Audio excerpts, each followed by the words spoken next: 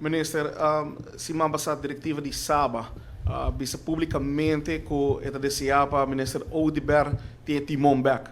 Se isso significa comportar de manejo de Oudeber a se montrabou. O que o Minister pensa aqui? Tem espaço que o Minister Oudeber por tu mensagem?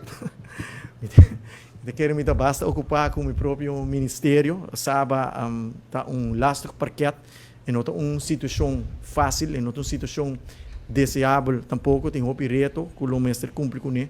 É que está outro tempo, o mestre está encarregado com Saba, não está outro tem transparência financeira com uma fundação.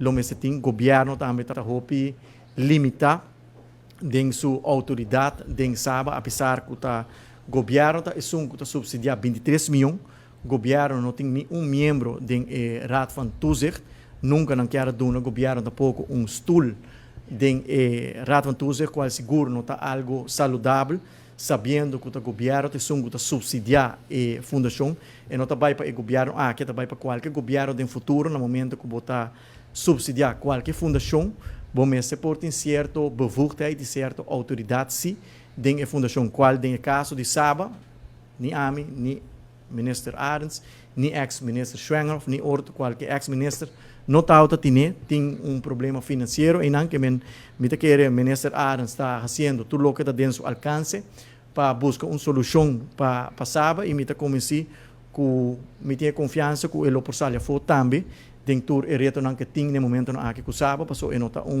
paquete fácil para solucionar todo o problema não.